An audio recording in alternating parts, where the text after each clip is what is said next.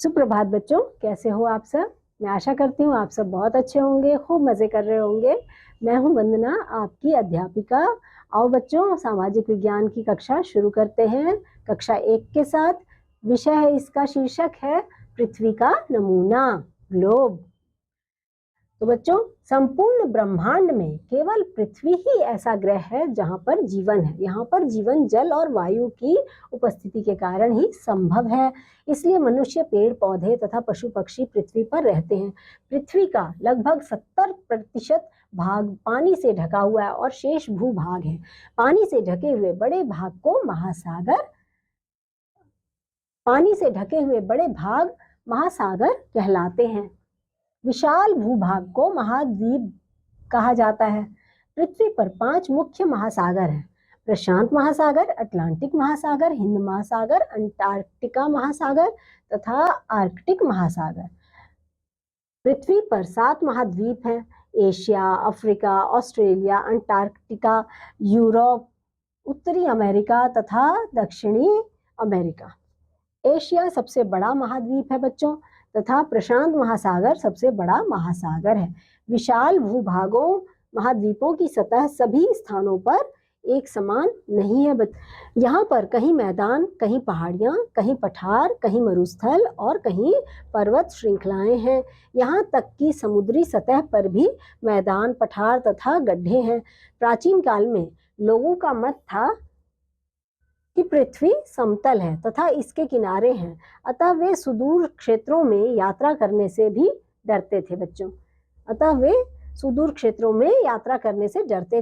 वे समझते थे कि सुदूर क्षेत्रों की यात्रा करने पर वे किनारे से नीचे गिर जाएंगे बच्चों। एक नाविक फर्डिनेंड मैगेलन ने समुद्री यात्रा शुरू की तथा 3 वर्ष बाद वह उसी स्थान पर पहुंच गया जहां से उसने यात्रा शुरू की थी। तो इससे सिद्ध हो गया कि पृथ्वी गोल है। बाद में जब सन 1969 में मनुष्य ने चंद्रमा पर कदम रखा तो उसने चंद्रमा से पृथ्वी को देखा तो पाया कि यह भी सूर्य और चंद्रमा की भांति गोल आकृति की ही है। अब पृथ्वी की गेंद जैसी आकृति के संबंध में किसी प्रकार संदेह नहीं है।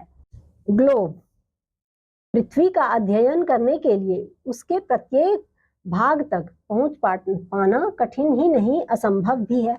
अतः मनुष्य ने अपनी सुविधा के लिए पृथ्वी का एक प्रतिरूप बनाया जिसे ग्लोब कहते हैं। ग्लोब पृथ्वी की सही आकृति को दर्शाता है, इसलिए इसे पृथ्वी का प्रतिरूप कहा जाता है। हम ग्लोब पर महाद्वीपों और महासागरों का सही आकार तथा आकृति देख सकते हैं। ग्लोब के 2 अंतिम बिंदु ध्रुव कहलाते हैं। ग्लोब का ऊपरी अंतिम बिंदु उत्तरी ध्रुव तथा निचला अंतिम बिंदु दक्षिणी ध्रुव कहलाता है।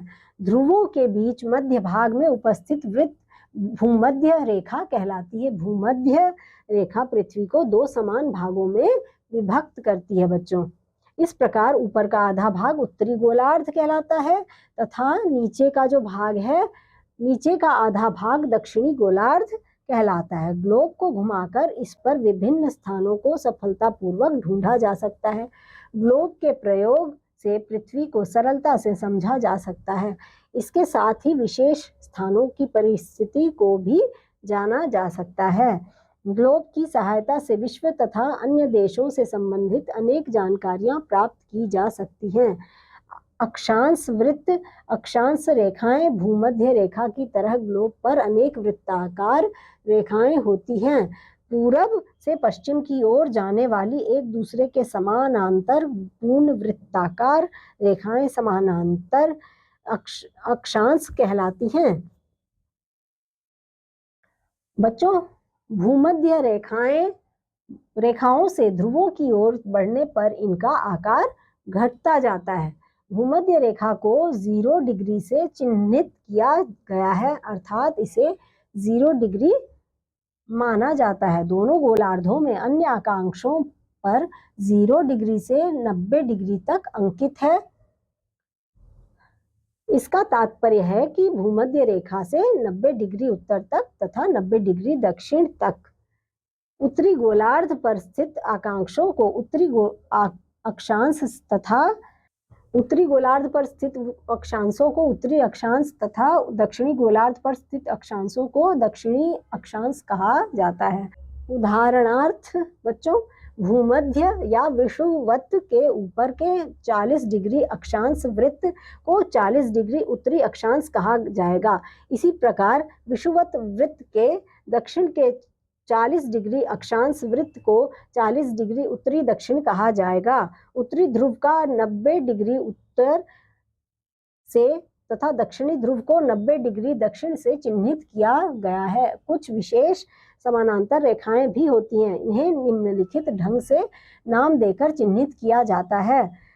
पहला, 23.5 डिग्री उत्तर कर्क रेखा। दूसरा, 23.5 डिग्री दक्षिण मकर रेखा। तीसरा, 66.5 डिग्री उत्तर आर्कटिक वृत्त। चौथा, 66.5 डिग्री दक्षिण अंटार्कटिक वृत्त। देशांतर रेखाएं या देशांतर अर्धवृत्त ग्लोब पर कुछ अन्य प्रकार की रेखाएं भी होती हैं। रेखाओं का यह समूह अर्धवृत्ताकार होता है। ये रेखाएं उत्तरी तथा दक्षिण ध्रुवों पर आपस में मिलती हैं बच्चों।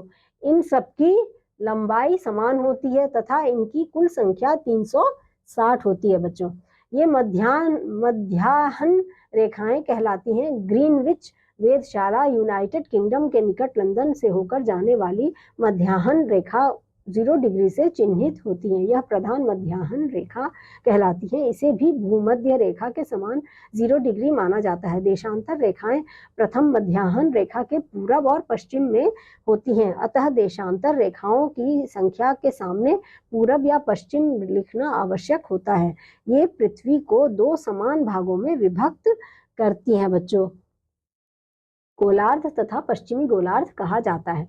प्रधान मध्याह्न रेखा के पश्चिम और पूरब दोनों ओर देखने पर ज्ञात होता है कि एक एक के अंश के अंतर पर 180 डिग्री पश्चिम तथा 180 डिग्री पूरब देशांतर रेखाएं बनी हैं। पश्चिम के देशांतरों को पश्चिम देशांतर तथा पूरब के देशांतरों को पूर्वी देशांतर कहा जाता है। उदाहरणार्थ, जोधपुर का अर्धवृत्त तथा मध्याह्न 75 डिग्री पूर्वी है। ग्लोब पर अनेक अक्षांश व देशांतर रेखाओं का जाल ग्रिड कहलाता है। ग्रिड की सहायता से विभिन्न स्थानों की स्थिति ज्ञात की जा सकती है। अक्षांश से देशांतर रेखाएं एक दूसरे को काटती हैं तथा और एक जाल सा बनाती हैं। किसी स्थान की अवस्थिति ज्ञात करने में ग्रिड की सहायता ली जाती है। स्थानों की अवस्थिति उपयुक्त अक्षांश वृत्त तथा देशांतर अर्धवृत्त ग्लोब पर किसी स्थान की अवस्थिति ज्ञात करने में हमारी सहायता करते हैं। किसी स्थान की सही स्थिति ज्ञात करने के लिए इन दोनों का उचित ज्ञान होना चाहिए। इनमें से किसी एक का ज्ञान पर्याप्त नहीं है। तो बच्चों, इस अध्याय में आपको काफी जानकारी मिली। अब मैं आपसे मिलूंगी अगले अध्याय में। तब तक के लिए बाय।